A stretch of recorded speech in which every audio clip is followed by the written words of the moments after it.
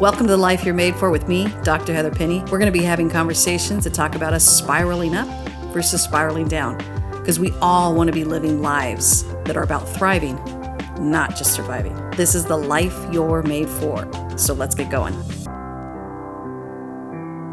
Hello, everyone. I am so excited to have a guest on my show that is a new friend, but honestly, we feel like old friends now. This is Chris Panagiotu. Chris, say hi to everyone. Howdy, everyone. There's nothing I would rather do than be on this show of Heather's, and this is going to be a lot of fun. I don't know where we're going to go, but it's going to be exciting for all. Well, thanks for being my victim today and just jumping right Yes, in. absolutely. Yeah, let's rip the Band-Aid off and get into it. Well, let me tell our listeners a little bit of who you are. Chris is, and you're gonna fill in the blanks, but I'm just gonna give some of the broad strokes because I want a context for who you are. But Chris is a financial planner, an entrepreneur, a podcast host for the show Certified Financial Planner. And I just found out today that it's syndicated. Is that right, Chris? Yeah, so Capitalize Your Finances is my business, and that's also the podcast name as well. They are separate, Oh, but sorry about that. that's okay for the good old SEO optimization online, Yeah. right? We want to just keep throwing as much on the wall as Let's we get it can. right. And that's also the title of the book. And so when people like joke, at first it was kind of a headache, but now I just roll with it. So people go, wait. So what's your business? And I go, it's Capitalize Your Finances. And they're like, well, but I thought that was the title of your show. And I go, yes. And they're like, well, what's your book title? And I go, yeah. And it's great, right? You just keep rolling it, Okay, good. So, Thanks for yeah. bailing me out there. Capitalize Your Yes. Finance is Yes. his show, his book, and his business. So thanks for making it easy. I did a very similar thing. My book is The Life You're Made For. And my crew was saying, well, what do you want to call it? And I go, I don't know. Let's just call the podcast The Life You're Made For. Let's keep it simple for everyone. So I'm in the same boat with you. So thanks so much. Yeah, I keep it easy. Yes. So Chris, though, beyond your bio, tell us a little bit of who you are, what you're about, and really some of the passions that you have in your life.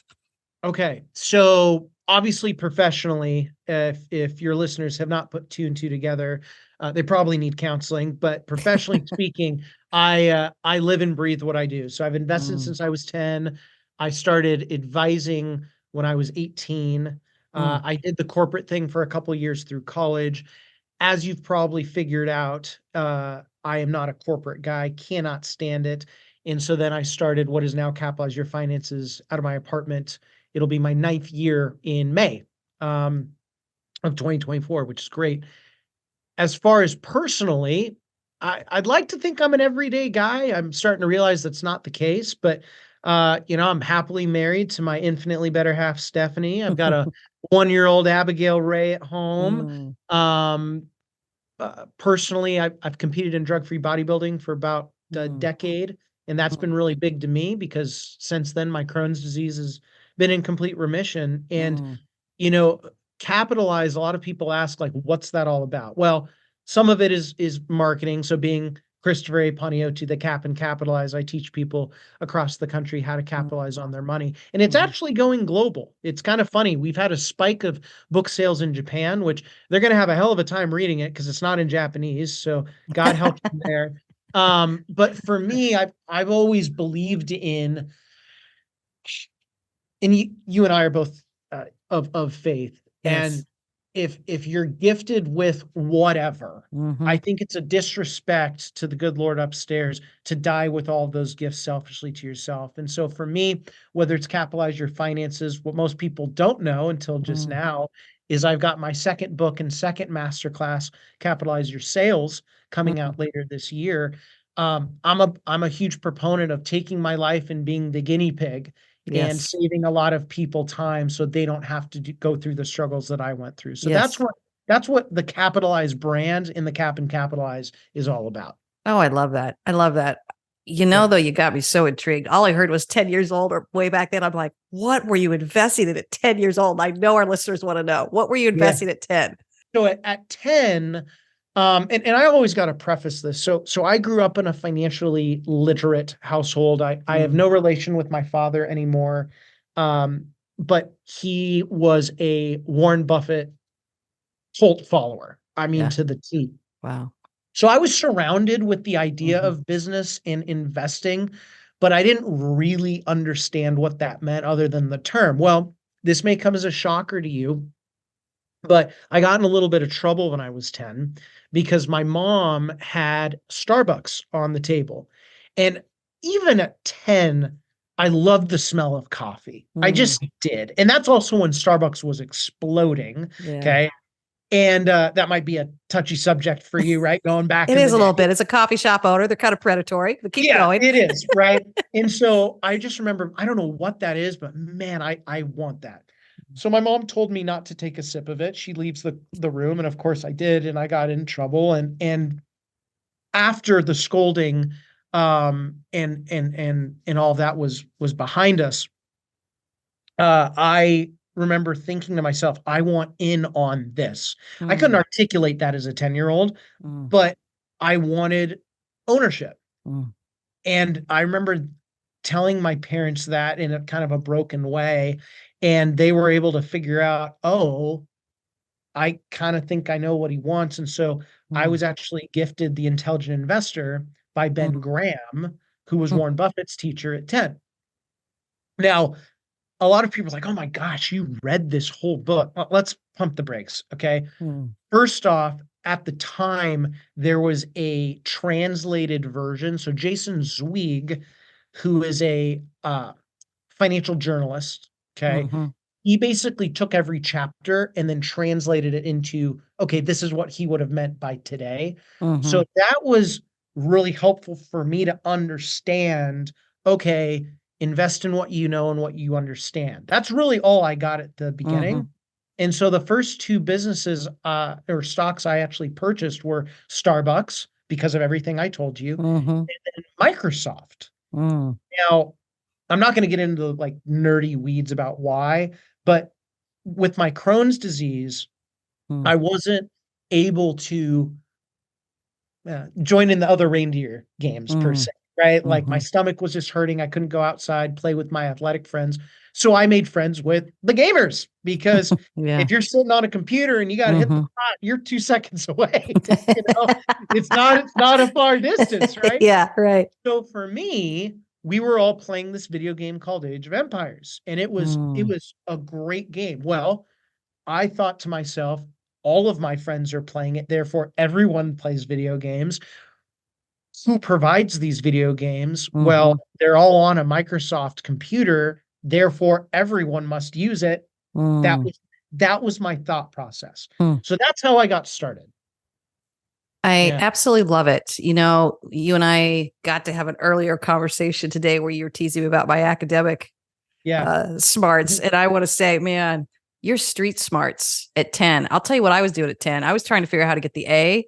I was Yeah. not trying to figure out how to get buy into Starbucks Yeah. and start participating in corporate America. And I think that's where my admiration always is for the people with these street smarts. And a side note, as an educator, I'm like, how do we harness that more in education? But that's a whole other topic conversation. Yes. Yes, it is. But I want to see our young kids at 10. And I had some of those in my classroom. And I'm like, you know what? You break the mold, and I do not want to stick you in a mold. So here's a Yes. clipboard for you to walk around and roam around the classroom. And you get to have a little bit of a different feel for how you need with your learning. And you would have been that kid in my classroom. I would have loved having you, Chris. I, I But I think I would have, and I don't mean to interrupt you, but I yeah. don't. Yes, you would have been an awesome teacher. You would have been. I would have been the student that I believe you would have loved after I was out of your class, but then in your class, it was one of those things where, because for me, if I loved what I was learning, Yeah. I got an A because I Yeah. was obsessed with it. I just go super into the weeds. But like I'm not against chem, but I Yeah. remember Neil Bierman, if you're watching, I love you, man. And you know that. But I remember walking up to him and I go, Neil, because it was Neil Bierman. And he Yeah. hated it. He goes, it's Mr. Bierman. I go, all right, Neil, here's the deal. I'm not going to be a chemist. Like, I'm going to go into finance. I know how long it takes you to to go through the grading and the rigor and all of this. Why don't you just give me a C? Because that's probably what I'm going to get. And we're going to save ourselves like 9 months. And he goes, sit down, Mr. Panagiotu. And I'm like, okay. So then after 9 months, I got to see both semesters. And I said, Neil, do you see the lesson here? Like, we wasted all of this time. And he's like, go home for the summer. Right.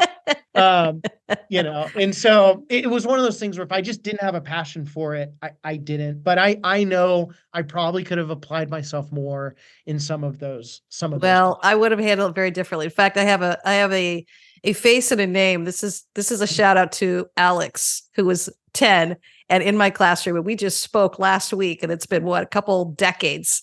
And he's a Awesome. grown man now, and he's running the world. But I'm telling you, he was running my classroom.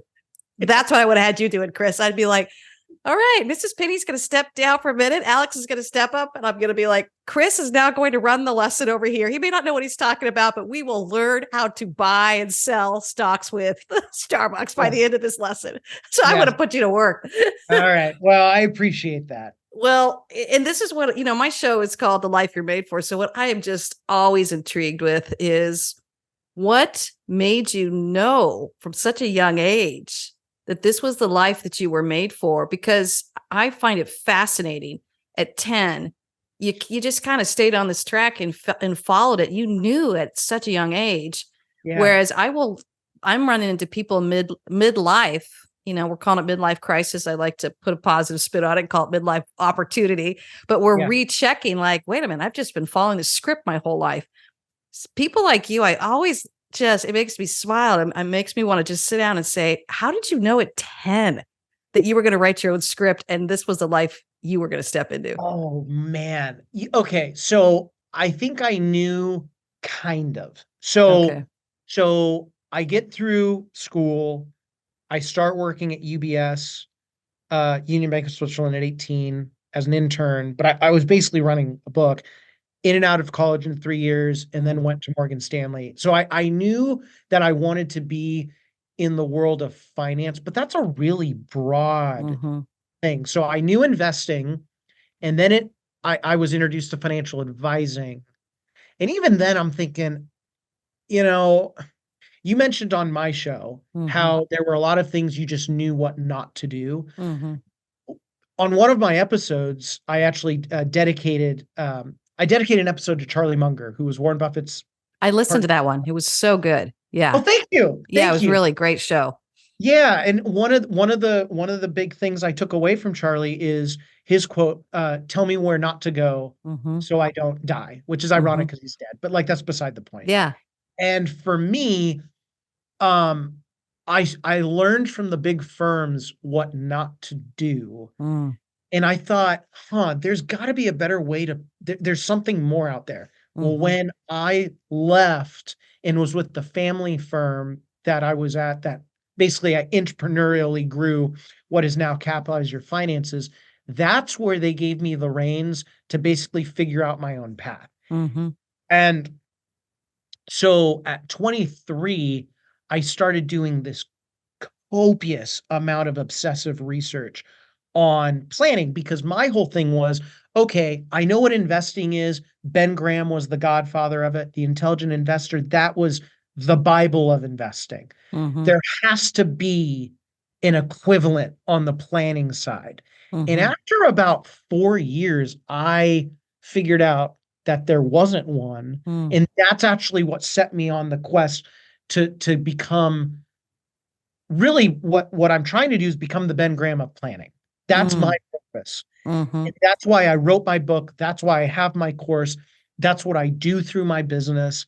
And it's pretty awesome because for me, I know God directed me towards this path, but he didn't keep me in the same route that most people go in, where you Mm-hmm. join this big firm, you basically become a grunt, you buy in to some Mm-hmm. group, and then you're just selling off of emotion, which is Mm-hmm. absolute garbage. Mm-hmm.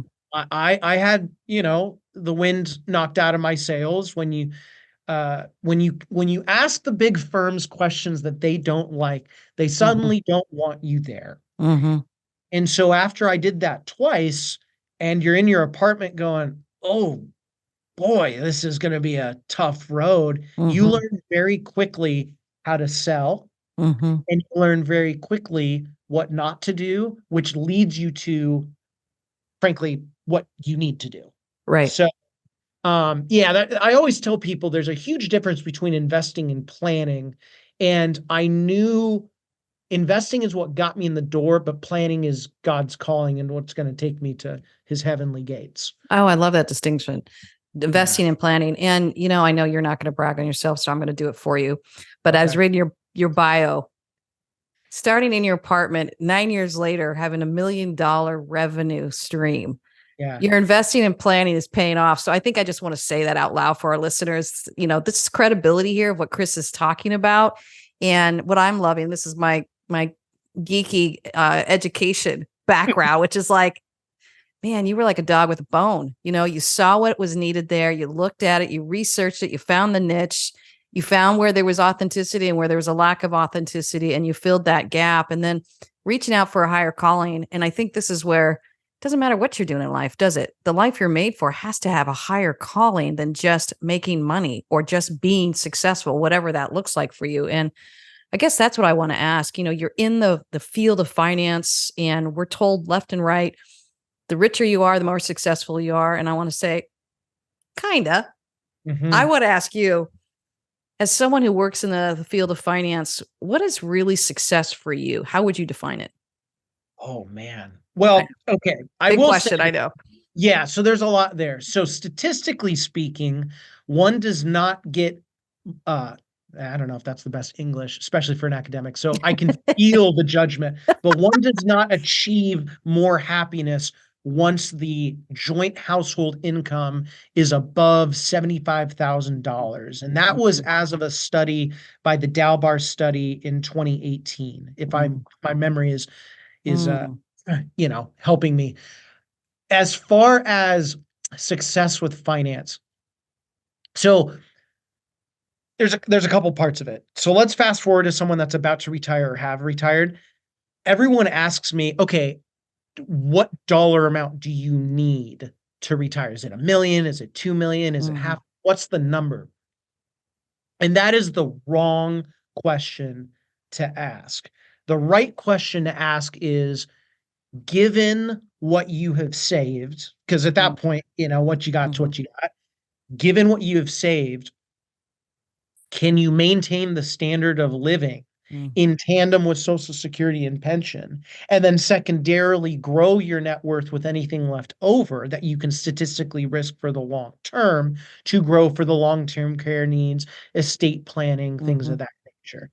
When it comes to someone like my age, okay, I'm a little odd in this regard. 32, like I know I'm blessed to be a little bit farther ahead in that regard, mhm, but I've still got a long ways to go. 32 or your 20s, and you're in that in accumulation mode and really just getting it going. I would say the whole idea of success is, are you able to efficiently save for mm, retirement, which means you're putting in at least the match? mhm, Are you able to have a little bit of cushion and wiggle room? And you're taking that wiggle room, and instead of being stupid with it, you are being a steward of your money and you are reinvesting it mm, into whether it's investments, your goodwill, your business, your brand. Because by the time you get into your mid to late 30s and for sure 40s, and Heather, you're a testament to this. mm, You did this throughout your entire career. And by the time you got to your 40s, I know you said, hey, there's this huge risk that I'm taking mhm, jumping into the world of entrepreneurship. Far from it. You had compounded so much of your goodwill and your character by the time you got to that point, and financially, right? As mhm. educated can Sure. do, right? I'd love to have your benefits. So by the time you get there, Mhm, you were able to basically manage that bridge, and then obviously things just really, really took off. But mhm, had you screwed around in your 20s and mhm, 30s, mhm. right? Yeah, Like yeah. it just wouldn't have happened. So it has nothing to do with, okay, did I get to this certain dollar amount of a net worth or in Mhm, once you make more than 75,000, happiness does not incrementally increase. mm. It just doesn't. Yeah. Man, I love that you mentioned that. Yeah. You're in your 30s and I'm in my 50s. And we've actually seen that I think it's probably another book that I want to eventually write is The Shadow Side of Success. When Oh, things have continued to grow, the phrase that my husband and I have been using over and over is to own is to maintain. We do not want to manage one more thing. And yeah. so it's that shift that somewhere along the line, it's not just about building the resume, proving yourself, which is important in your 20s and 30s, but starting to shift into that next level. And I guess that's where I want to go with you. What's that next level for you? Well, it's funny. One of the books I told you about was The Joys of Compounding by Gautam Bain. Yep. Shout out to Gautam. And he talks about the four pillars of wealth. Mm, And I am not nearly as articulate as Gautam. So I'm probably going to butcher this. So sorry, buddy. But the four pillars, there's you're just starting out, hustling, struggling to mhm, get by, paycheck to paycheck, traditional retirement, and then you get to see the world for what it really is. I'm giving you the mm, bullet points just mhm. for time constraints. We Yes. know you are a very high demand woman that is needed all over the world. So, Thank you, Chris. you know, for me and my wife, we're really blessed that we're not at home base, but we're round and third. Yeah. And I can tell you, last year I had this moment going, I'm kind of nervous because Mm, I, in order to get to where we're at, the the the fight, flight, or freeze, yeah. right? That Yeah. thrill, that's what gets you there. Yes. That adrenaline. Yes. And I still get hyped. I mean, if I have a new and my Mm, teammate Betty laughs because like if I get off the call with a client and they're like, "Hey, we are so thankful to work with you." And of course, I'm professional. And I'm like, yes, I am with you. I'll see you next week for the paperwork, blah, blah, blah. Hang up the camera or turn off the camera. And I am hyped. Like, I mm, am like yeah. screaming at the top of my lungs, fist pumping. Like, I just sank a 50-foot putt in the Masters. And Betty's just like, yeah, it's another day. Like, that's just how Chris rolls. But I was scared I was going to lose that. Mm, But then I actually reminded myself, the reason why the first chapter of my book is what is your purpose? mhm. I was really torn with starting that my book off with that chapter because it kind of sounds cliche, right? Mhm. Like how many gaggable influencers do you know out there? They get on stage and they're like, Heather, what is your purpose? Right? And you're just like, I don't know, but now I do. And it's Yeah. like, oh, Yeah. but I will say what I've learned from some of the most successful families that I have worked with is they do have a family purpose, like a mission Mhm. statement or a value Mhm. proposition for a business. And I've gotten to a point now where, like as Jay-Z said, I'm not a businessman, I'm a business man. Mm. Mm. It's a difference. So for Yes. me, the purpose basically sets the stage of what you need to do for the rest of your life. Because then when you go through the framework quantitatively, you Mhm. know why you're doing it. It's for that Mhm. qualitative purpose that you're Mm. in the first place. So now I'm at this point to answer your question where I know, okay, uh, Mm. every dollar that we are making and spending and all that fun stuff, I know the framework. So I get Mhm. pretty bored with a lot of that stuff because I don't worry about it. Mhm. But now I know qualitatively why I need to continue to compound my goodwill. And Mm. that's what keeps me going. Mm. Your motivation shifted. And Yeah. and I see too that's really connected to your purpose. You've got to be really clear on what your motivation is in order for you to understand what your purpose is, and they're very Yeah. synergistically working together. Yes. Yes. And and here's the other thing too I want to ask you. The idea of risk is associated with the soft skills and the financial skills and everything we do in life. And of course, on my side of the spectrum, where I'm working with the people skills and the emotional intelligence and communication, we talk about risk. Yeah. Certainly in your world, it's obvious how you talk about risk fiscally. Talk to me a little bit about your philosophy around risk and kind of just freebase on that a little bit. Okay. So first off, the concept of risk in our industry, it's so wrong. And let me tell you why. So when I was at the big firms, they would always coach you into selling on emotion. So let's just Mhm. role play here. Heather, you and your lesser half come into the office, and I go, guys, pennies, how do you feel about investing? What's your risk tolerance? And you go, Mm-hmm. I don't know. I'm pretty conservative about it. Well, Mm-hmm. congratulations. I can only provide you bonds, like money market mutual funds, savings accounts, and CDs. Mm-hmm. Well, let's assume that you're my age and you've got to retire, right, in 30 years, whatever the case is. Even though investing wise, I'm going to invest according to how you feel. When it comes to a plan, it is actually an aggressively risky plan because you're going to have to save infinitely more to get to that goal.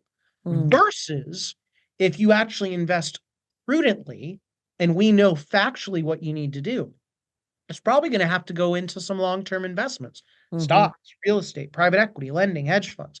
Why? Well, I'm not just pulling that out of my hat. Since 1950, there's never been a 15-year period where the market and long-term investments have done less than 8. Mm-hmm. So even though I'm investing according to what is conventionally risky, when you look at the plan, it's actually a more conservative plan because you don't have to save as much because your dollars are working harder for you. Mm-hmm. So right Mm-hmm. there, Mm-hmm. people are like, "Oh my gosh." That's Mm-hmm. like when people come in, right? I don't ask that. It's one of the worst questions to ask. There's a study, and I mentioned it earlier, the Dalbar study of behavioral finance. Mm-hmm. And every year a bank sponsors it. And in my book, and I forget what year I picked, but from 1993 to 2012, that was the time span. Mm-hmm. The S&P 500, no dividends, earned 8.5%. Okay, about historically right along in line. Um, Bonds earned about 6. I can get into why that's totally flawed, but neither here nor there. And then inflation was about 2.5, Mm-hmm. which historically is normal. The average investor that invested according to traditional financial advice, meaning people in my industry, lost to inflation by 0.5%. And I'll tell you why. Let's go back to using you and your husband, Mm-hmm. right? And pretend you're not infinitely sophisticated. Okay. Right. So you come in and you don't have a clue. We're Yeah. like, all right, I guess we'll put you in a blended portfolio, right? Like Yeah. middle of the road. Yeah. Market takes off, you're lagging it. And you're Yeah. like, what the hell, Chris? I'm like, well, if you really want to get aggressive, you're going to have to get aggressive. And you're like, yeah, let's do it. And then you do. Market takes a huge pullback. Now Mm-hmm. you're freaking out and you're conservative and you miss all that upswing. So it's this constant Mm-hmm. emotional cycle. So risk is a totally misunderstood concept in our industry, let alone outside of it. Mm-hmm. And I get fired up, as you have quickly found out, when people talk to me about risk. Mm-hmm. Even with like stocks, as an Mm-hmm. example, people are like, man, this is a really risky stock. Why? Mm-hmm. Like, have you ever thought to ask yourself why? Mm-hmm. One of my favorite asset managers, Lance Helfer, he's one of my best friends. He used to drive me crazy. And he does now for different reasons. I love you, Lance, and you know this.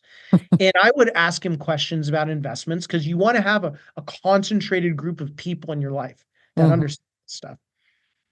And I would ask him questions and he'd go, why?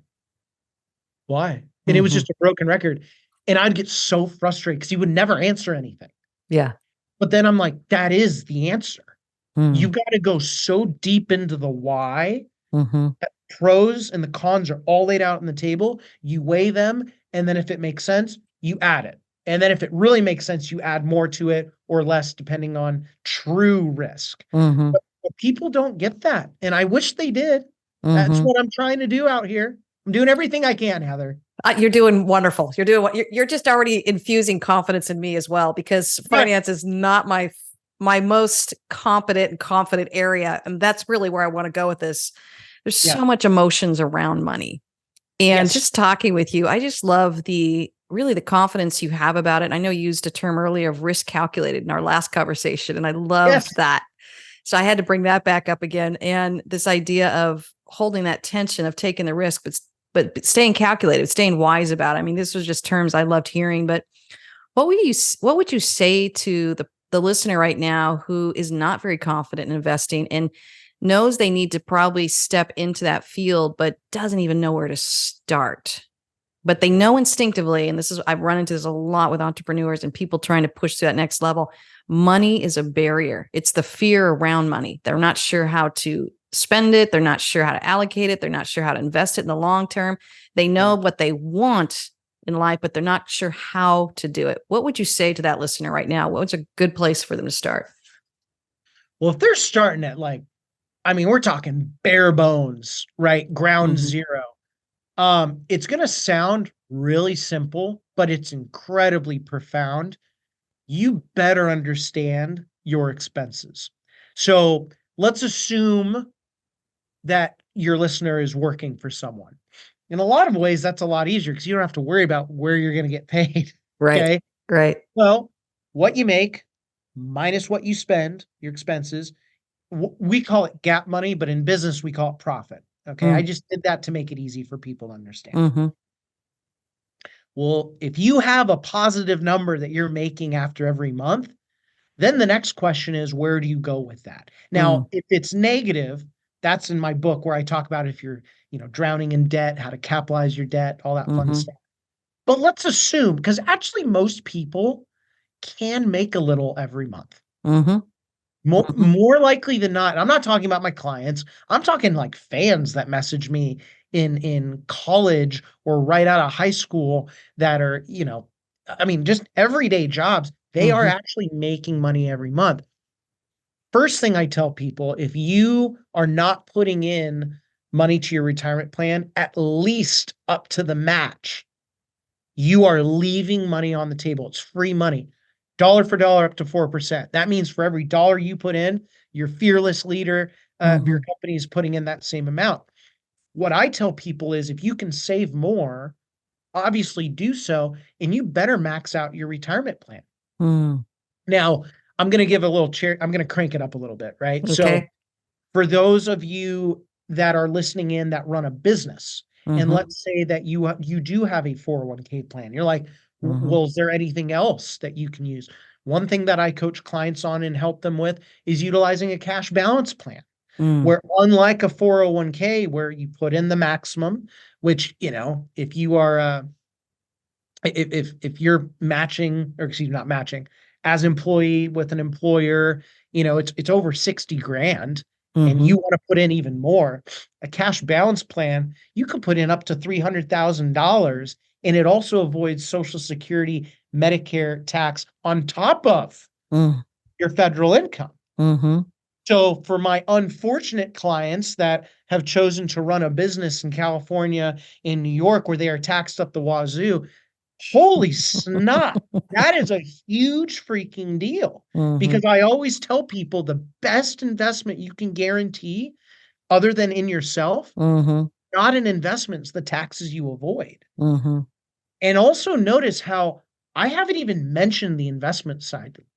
Like Mm-hmm. I haven't said Yeah. a word about that. As Yeah. long as you get all the easy wins out of the way, a lot of your company retirement plans, they're Mm-hmm. managed appropriately where, you know, you can always get better with the menu that they have, like, Mm-hmm. but it's better than nothing. So Sure. just focus on simplicity as long as possible. Perfect. And then what if they're making extra and they have this unexpected residual extra income coming in and they're maxing out all these awesome simplistic wins? Where would they start in this idea of investing?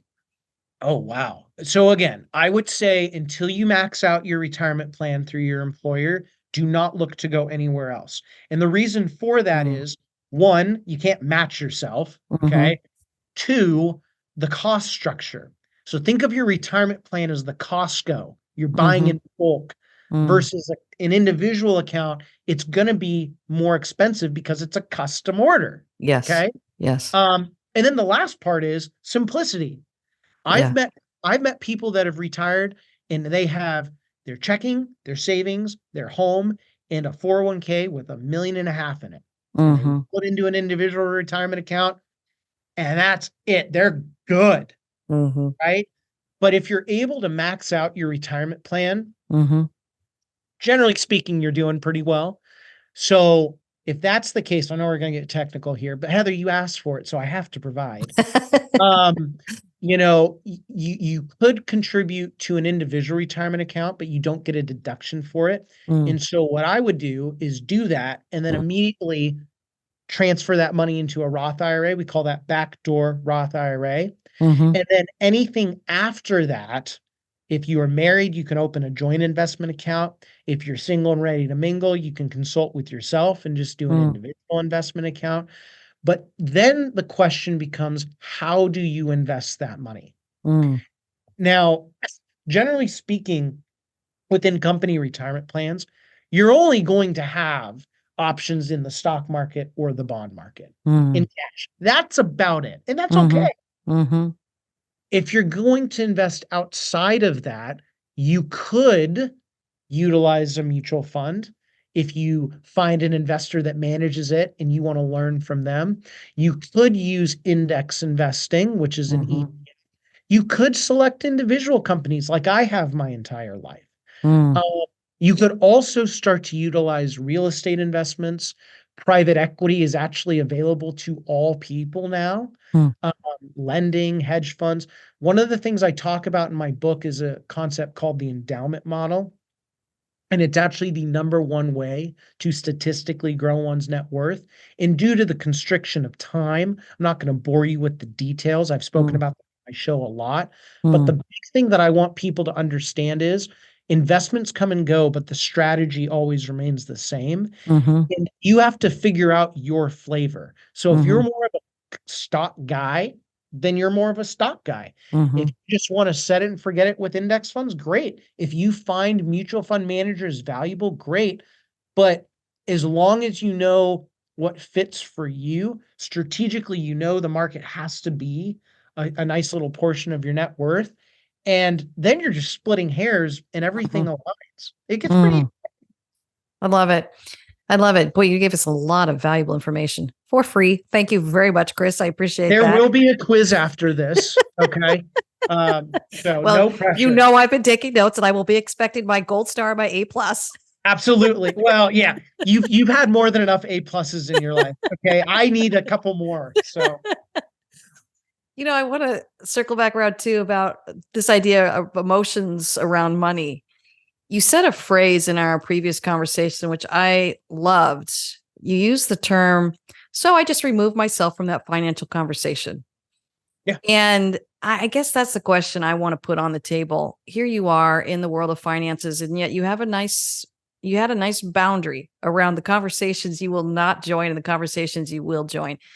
Talk to us a little bit about the kinds of conversations, financial conversations that you remove yourself from.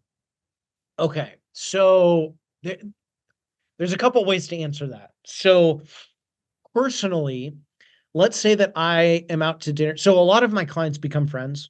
Mm-hmm. In fact, I would say almost all of my clients are now friends, Mm, and that's the beauty of business. mm-hmm. Okay. Yeah.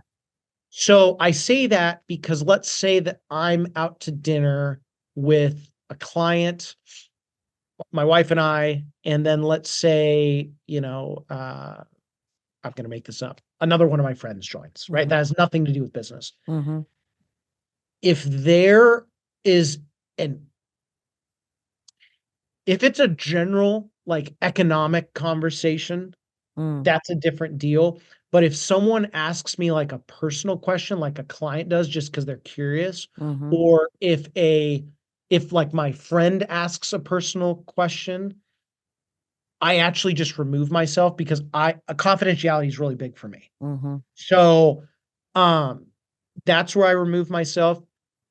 When it comes to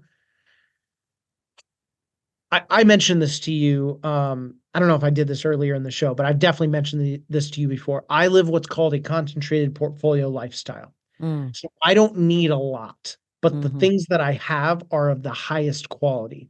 So Mm, that means investing, that means friends, that means mm, confidants in the industry. And that also means no distractions. mm, So in my office that I've built out, so we've got this podcast studio, mm-hmm. okay? My office, my teammate's office, my conference room, and my thinking room. I So I love have a that. thinking room. There is no music, there's no electronics, there's no sound, there's no nothing. And Mm, I go in there sometimes for hours to Mm, profoundly think. mm, And wow. so for me, when people are trying to ask me questions about like, hey, like, okay, the year of our Lord and Savior 2024, this is an election year. So Mhm, people will ask me, well, how's that going to affect things? mm, I go, well, uh, I actually now tell clients you should remove yourself from that conversation because mhm, if you have tremendous political risk within all of your investments, you should mhm, probably get different investments, mm, right? mhm, You mhm, should be bored out of your mind with the mm. businesses that you own. I Like love I that. I like I tell Yeah. people all the time, like, Mhm, and it should be something you use. Like, mm. I don't know about you, but I'm a frequent flyer of Kimberly Clark. I use their toilet paper regularly. And they're not going anywhere and they don't have any competition. And they're probably not going to go anywhere for many, many years. I Mhm, don't really need to read that in depth about what the mhm, heck is going on. Yeah. mhm. Oh, I love Um, that. Yeah, and that's great people, advice. yeah, they laugh, but Mhm, it's like mhm, you mhm, times that by a couple companies you own, you're going to feel mhm, pretty good about it. mhm. Oh, great advice. Yeah. Gosh, Chris, you've given us a wealth of information. I'm actually going to go back and listen to some of this too, because I'm at that stage where I'm asking new questions too around my investing. I guess as we wrap up, here's the question. And this is just to get to know you. You've Okay. already given us a little peek into your world with the thinking room, but I guess I Mhm. want to ask this. What are some of your morning rituals? Oh, so um, I'll tell you this. A lot of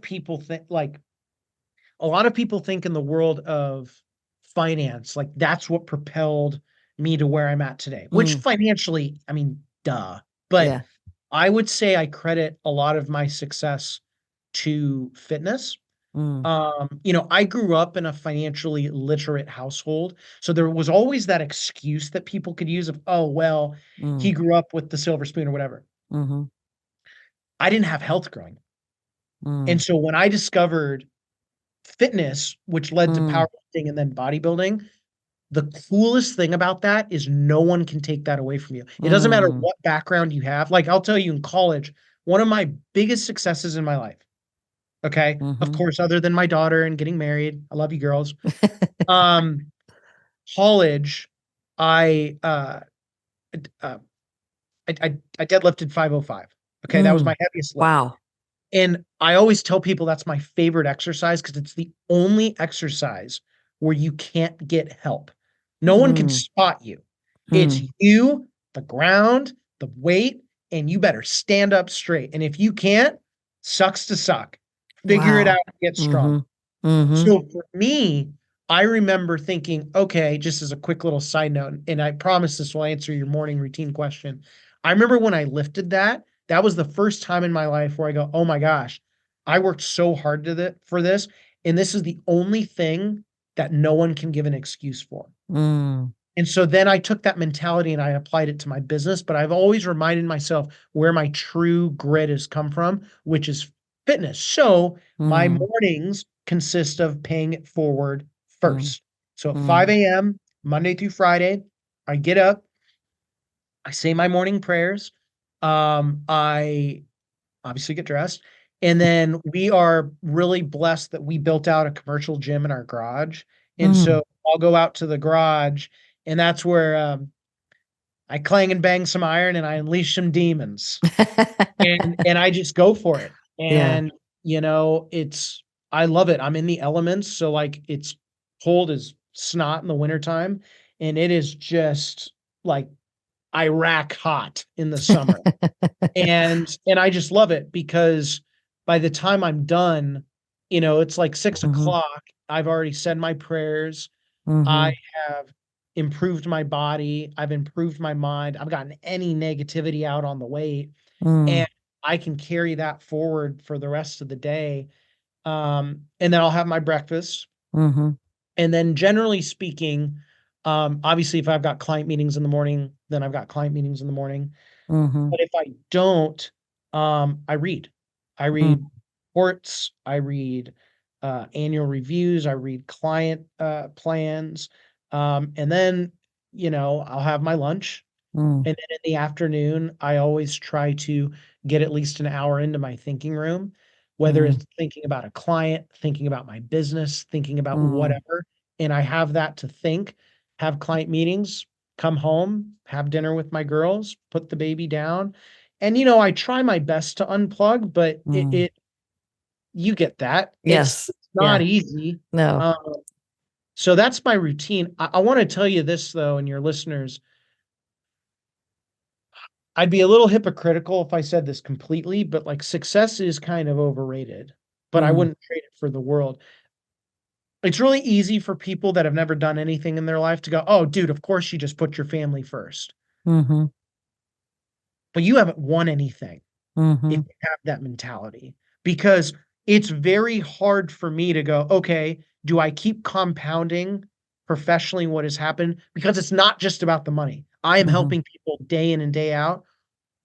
Or do I take the eye off of all these people counting on me and then also just solely focus on my family? mm-hmm. Obviously, I know what the answer is, but it's not, it's much easier said than done. Exactly. That's why I have job security.